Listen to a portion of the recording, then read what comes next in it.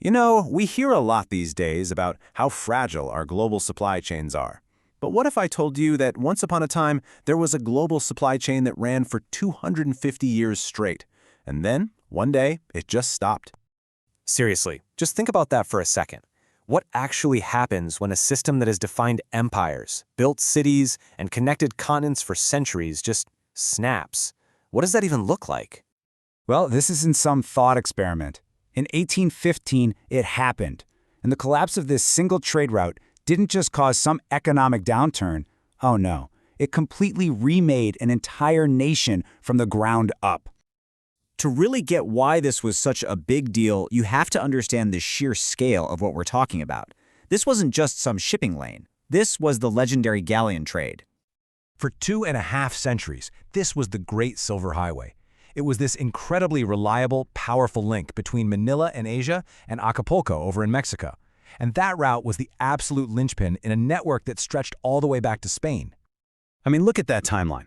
It kicks off in 1565. That's before Shakespeare wrote Hamlet. And it doesn't stop until 1815. For 250 years, it was just a constant, a given, the massive engine of the entire Spanish colonial economy. And what an engine it was. You had these incredible Asian luxury goods. We're talking silks, spices, gorgeous porcelain, flowing from Manila to Acapulco. And what was flowing back? Unbelievable amounts of silver, dug from the mines in the Americas. This wasn't just commerce. It was the literal lifeblood of an empire. So that's the big question, right? How could something so massive, so powerful, so permanent just end? Well, the truth is, it wasn't one thing. It was a perfect storm of global change. As the 1800s began, you had all these huge forces hitting at the exact same time. We're talking political revolutions, brand new ideas about economics, and intense competition from other empires. The world was just changing way too fast, and the old galleon trade was about to get left in the dust. Okay, first domino to fall, politics. The entire trade depended on both Manila and Acapulco belonging to Spain. But when Mexico started its long fight for independence, that crucial connection was broken. You can't have a trade route with only one end, and suddenly, one of those ends wasn't Spanish anymore. At the exact same time, the way people thought about money was changing. The galleon system was a super strict monopoly, controlled by a handful of powerful people. But the hot new idea sweeping the world was free trade. Suddenly, that old closed-off system looked ancient and inefficient. And the competition, it was brutal. You had the British and the Dutch with their own trading companies, and their ships and routes were just faster and more efficient. They were outmaneuvering the slow, lumbering Spanish galleons at every turn. And really, at the heart of it all was a simple, hard truth. Spain itself was fading. It was getting hammered by wars in Europe, and its power around the globe was shrinking. The empire just didn't have the muscle anymore to protect this incredibly long and vulnerable journey across the Pacific. So the galleons stopped sailing. And for the Philippines, whose whole economy was built around this one thing for centuries, well, it was a crisis. But it was also a massive opportunity. The country had no choice but to completely reinvent itself.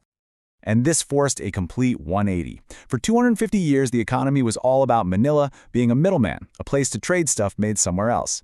Now, with that gone, the Philippines had to look inward and start a new economy based on growing and selling its own stuff. So what was the new gold?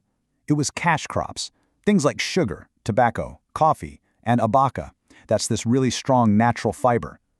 These weren't exotic goods from China anymore. This was stuff grown in Philippine soil, ready for a whole new global market. Now, whenever you have an economic revolution like that, a social revolution is never far behind. Think about it. When the way money is made changes, the people who have the money and the power also change. A whole new class was about to take center stage. This became the era of the mestizo. That's a term for people of mixed heritage, often Spanish-Filipino or Chinese-Filipino. With the old Spanish trade monopoly gone, these were the folks who were in the perfect position to jump on all the new opportunities in the agricultural export business. Let's just look at the old social pyramid for a second. It was super rigid. You had the Spaniards born in Spain, the Peninsulares, right at the top. But look there, in the middle, the mestizos. By grabbing the economic reins of this new economy, they started accumulating massive wealth and began to seriously challenge that old, rigid power structure. So here's the big takeaway. The collapse of that 250-year-old supply chain did so much more than just change what was being loaded onto ships. It completely rewired the social and economic DNA of the Philippines. It changed who was in charge. And that kind of leaves us with a final thought, doesn't it? Our world today is completely defined by global supply chains. The story of the galleons is this incredible reminder of how their rise and their fall can literally shape the destiny of a nation. It makes you wonder, what ghosts of old trade routes are still quietly shaping our world right now?